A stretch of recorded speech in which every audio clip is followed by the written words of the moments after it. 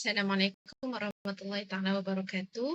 Uh, Nama saya Anis Amelia Fatimi binti Muhammad Kamal, dan pada petang ini saya akan membentangkan tentang prinsip halal dan haram yang kedua daripada sudut pandang Dr. Yusuf Al-Qaradawi, iaitu berkaitan dengan menghalalkan dan mengharamkan adalah hak Allah Subhanahu Wa Taala.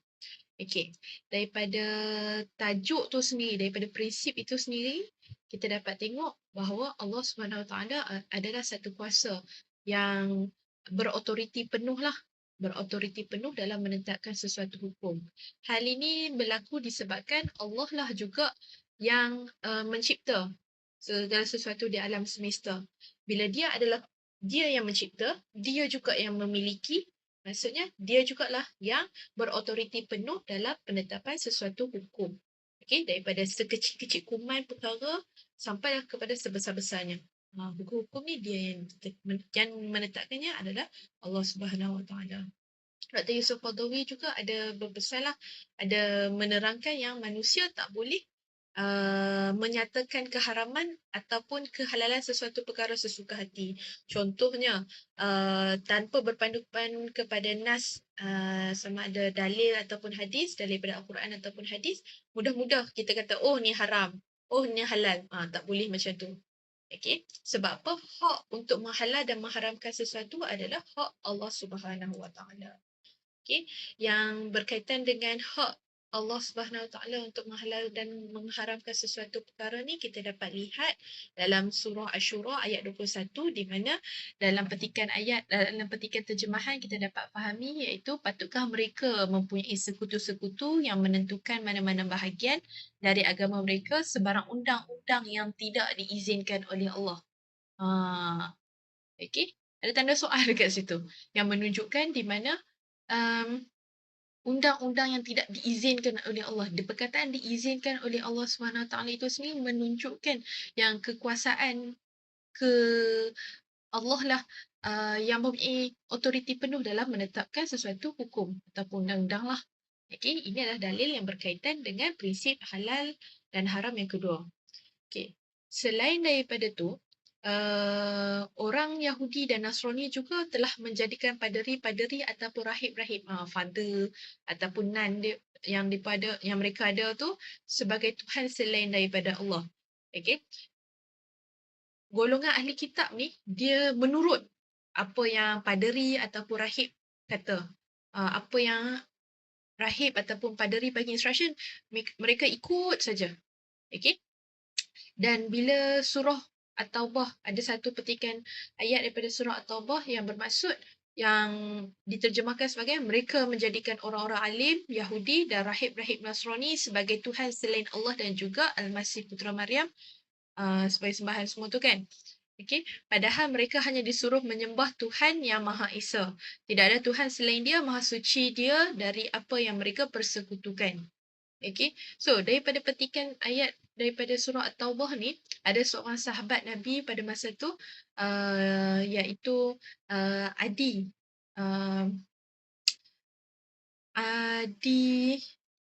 Adi Ibnu Hatim. Okay? Adi Ibnu Hatim ni, dia tanya dekat Rasulullah balik. Rasulullah, kami orang Kristian. Sebelum tu dia adalah mu'alaf. Dia adalah mu'alaf dan dia memeluk Islam. Sebelumnya Adi Ibnu Hatim ini adalah seorang Kristian, iaitu Nasrani lah. Okay. Bila petikan ayat ini turun, apa yang berlaku adalah dia bertanya kepada Rasulullah SAW. Rasulullah, kami, walaupun kami daripada golongan Nasrani, kami tak sembah father ataupun tak sembah paderi kami, tak sembah rahib-rahib kami. So, apa yang berlaku? Kenapa ayat ni turun? Dia minta penerangan lah, sedikit penerangan daripada Rasulullah.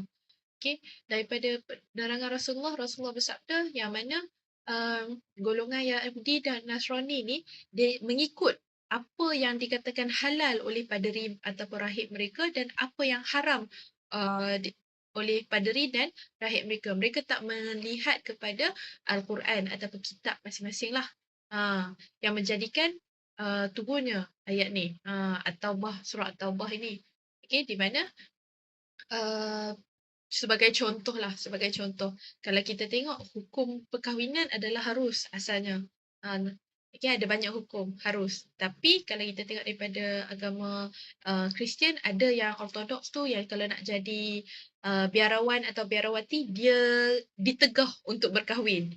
Sebagai contoh yang macam tu. Dan apabila golongan Yahudi dan Nasrani ni dia mematuhi apa yang dilarang oleh paderi dan juga rahib mereka, itulah yang menyebabkan adanya ayat terjemahan tadi tu. Mereka menjadikan orang alim dan rahib-rahibnya sebagai Tuhan selain Allah. Ikut kata paderi dan juga rahib-rahib tu. Sedangkan hak untuk menghalal dan mengharamkan sesuatu perkara ni adalah hak Allah Subhanahu Wa Taala. Okey. Selain daripada cerita Yahudi dan Nasrani tadi tu, kalau kita tengok flow dia tadi tu, kita tengok daripada tiga aspek. Pertama, penerangan bahawa hak untuk menghalal dan mengharamkan sesuatu adalah hak Allah. Yang kedua, penceritaan berkenaan dengan Yahudi dan Nasrani, yang mana dia menjadikan paderi ataupun rahib, alim ulama daripada golongan mereka sebagai pengeluar hukum. Okay. Dan pada poin yang ketiga dalam pembentangan saya ini juga adalah berkaitan dengan ahli fiqh. Ahli fiqh. Okay. Kalau kita tengok ahli fiqh pun tidak boleh mengeluarkan hukum sewenang-wenangnya. Okay. Kalau kita tengok pun para ilmuwan atau ahli fiqh ni dia sangat berhati-hati dalam menetapkan hukum ke atas segala sesuatu perkara. Okay. Dan antara kisah-kisah yang masyhur lah yang kita boleh baca dan kaji daripada kitab karangan Syekh Al-Qaradawi ni adalah daripada petikan daripada daripada kitab karangan Imam Syafi'i, yang mana dia ada mengisahkan tentang kisah Abu Yusuf. Abu Yusuf ni adalah seorang qadi yang ataupun kita kata hakim lah, qadi yang besar lah, yang arif tentang hal-hal hukum.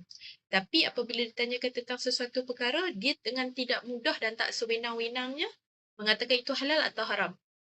Sama juga dengan kisah berkenaan dengan Ibn Taymiyah. Okay. Mengatakan halal dan haram ni dia berbalik kepada hak Allah Subhanahu Wa Taala.